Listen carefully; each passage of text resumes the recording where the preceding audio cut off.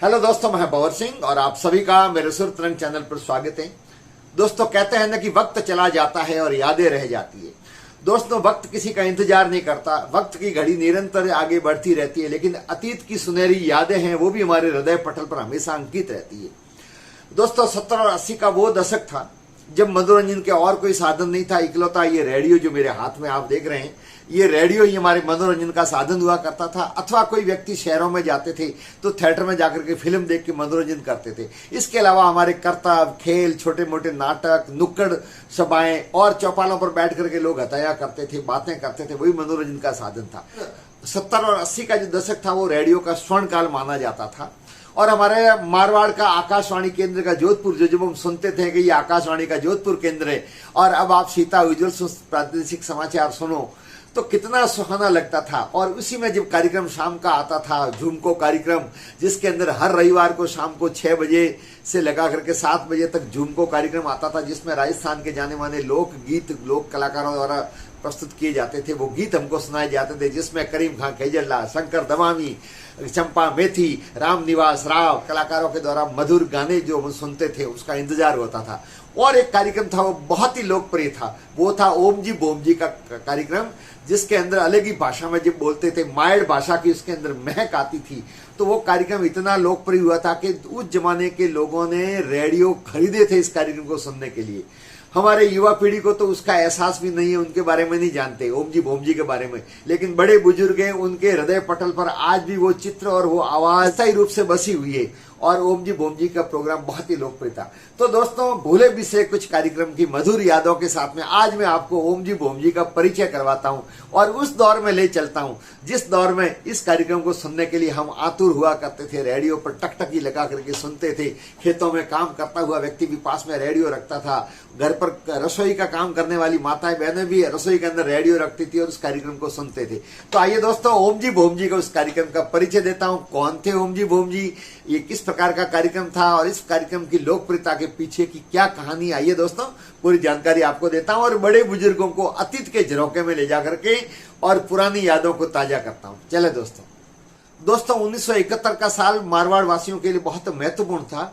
इसी साल से हमारे पावटा सी रोड पर जो जोधपुर में आकाशवाणी केंद्र है, वहां से नियमित प्रसारण आरंभ हो चुका था। मारवाड़ की जनता आधुनिकता और भौतिकता से कोसों दूर थी और पहली बार अगर किसी ने गांव गली के बाहर निकाल दुनिया के कोने कोने से रूबरू करवाया तो वो था आकाशवाणी जोधपुर। जी हाँ दोस्तों, जोधपुर आकाशवाणी जो सीनियर अधिकारी थे हनुमत सिंह जी देवड़ा, जिन्होंने 2 किरदारों को जनता के सामने रखा, वो आज अमर हो गए। और ये वो 2 किरदार थे जिसके अंदर थे ओम जी और बोम जी।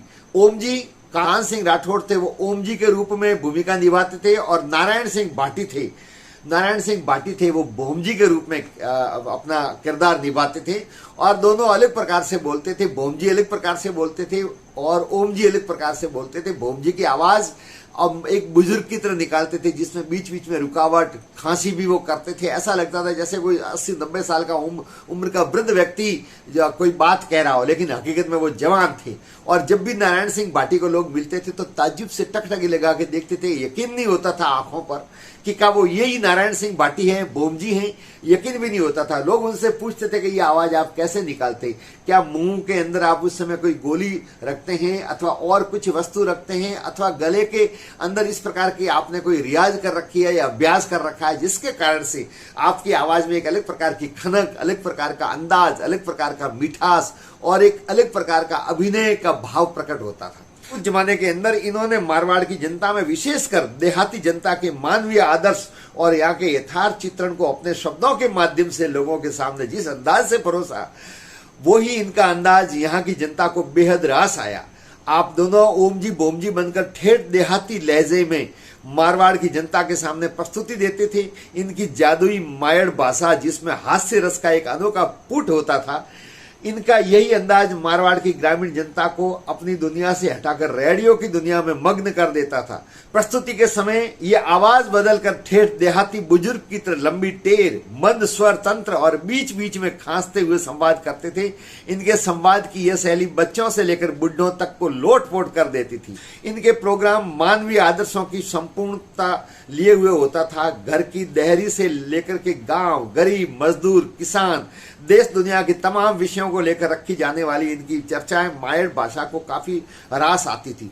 इनके जो विषय होते थे वो हमारे समसामयिक विषय होते थे, खेतों से जुड़े हुए, गांवों से जुड़े हुए, गलियों से जुड़े हुए समसामयिक घटनाएं, देश प्रदेश की घटना जो घटित होती थी अथवा घटित हो चुकी है उसके बारे में प्रश्न किया जाता था ओम जी की तरफ से। भोम जी उसका जवाब देते थे और दोनों ही संवाद शैली में जब वार्ता करते थे तो उसका अलग ही अनोखा अंदाज होता था। हेओ भोम जी, हाँ बहादुर सिंह, इस प्रकार से लहजे में बोलते थे। वो मुझे भी आज जहन में याद है वो दृश्य।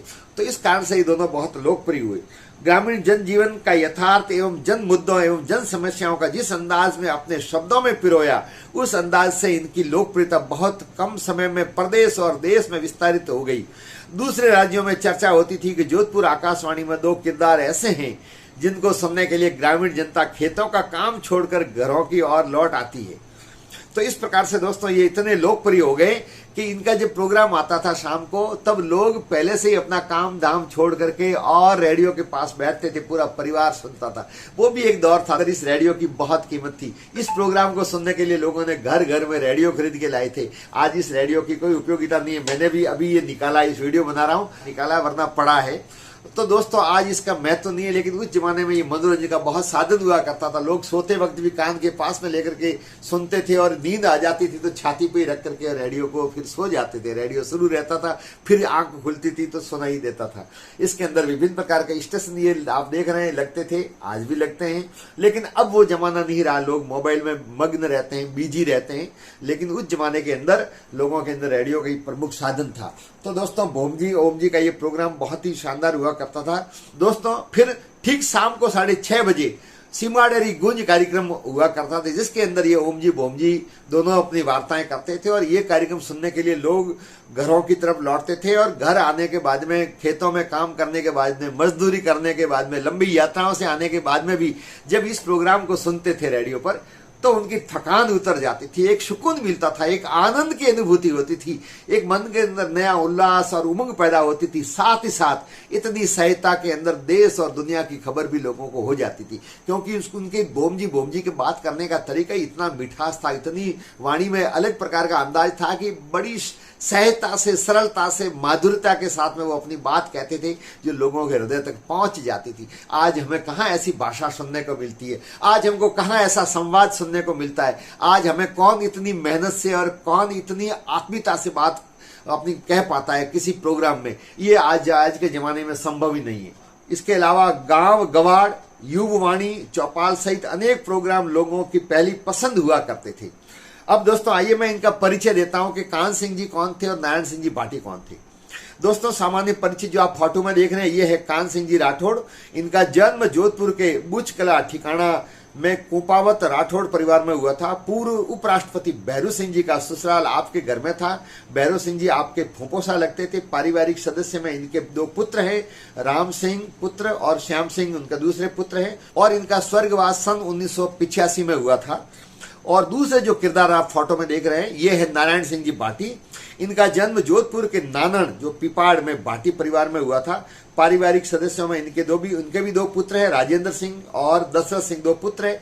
और उनका स्वर्गवास 1995 में हुआ था।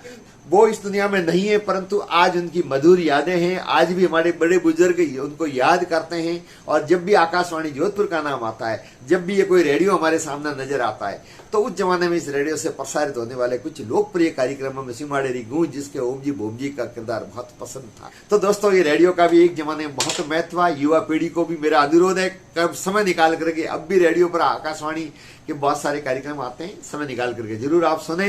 दोस्तों ये पुरानी यादें थी, वो मैंने ताजा करने की कोशिश की। आपको ये अतीत की बातें कैसी लगी, ये वीडियो कैसा लगा, वीडियो को लाइक करें और अच्छा लगा हो तो शेयर जरूर करें। और चैनल को यदि आपने अब तक सब्सक्राइब नहीं किया है तो मेरे चैनल सुर तरंग को सब्सक्राइब करें। अगले वीडियो में आपको एक और रोचक जानकारी देंगे। तब तक आप सबका बहुत बहुत धन्यवाद। जय हिंद।